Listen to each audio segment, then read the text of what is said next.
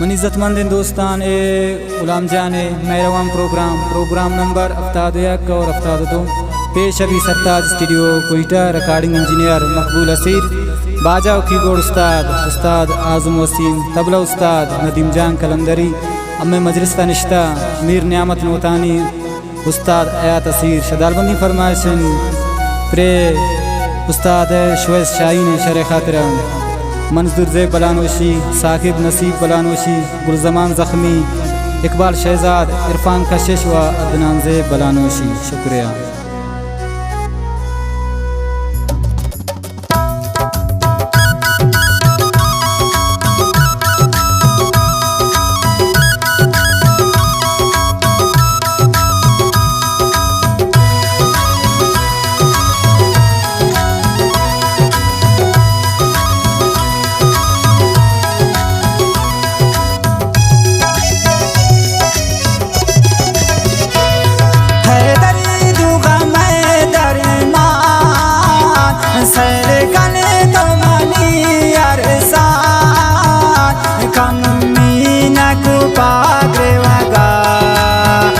सके दिल मानी चम्मा है दर्द गम दरमान सर कल तो मनी अरसान कमी न को पागरे वगा सके दिल मानी चम्मा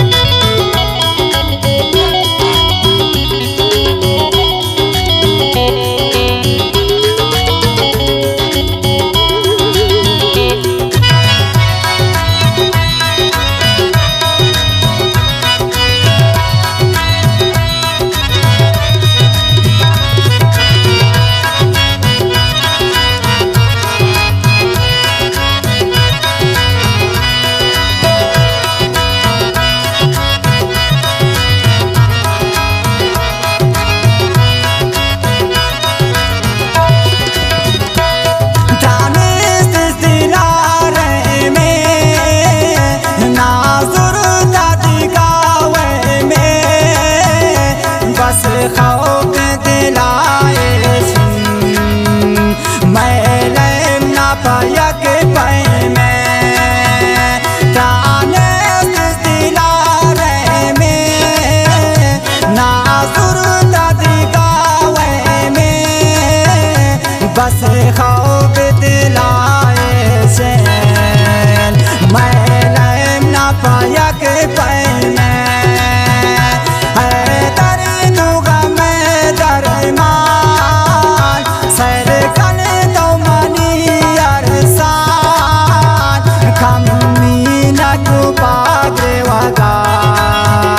सके दिल मानी चम्मा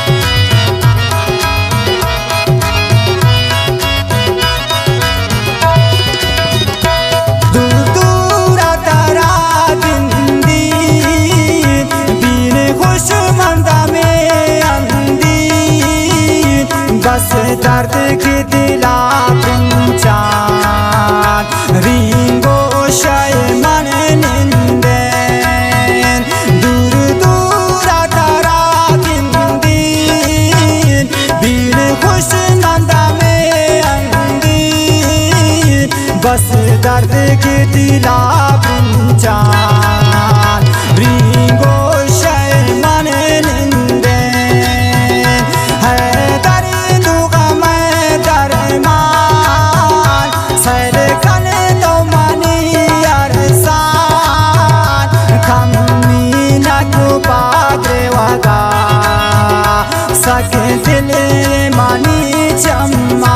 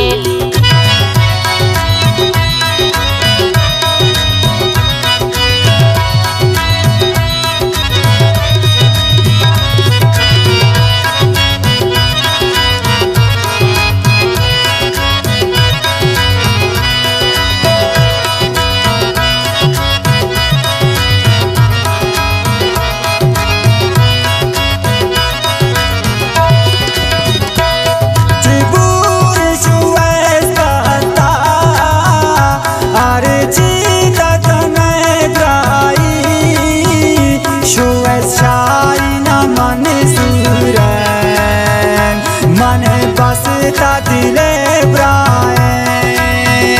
मजबूर शुएस करता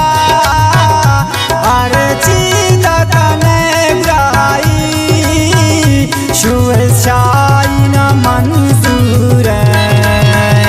मन बसता दिले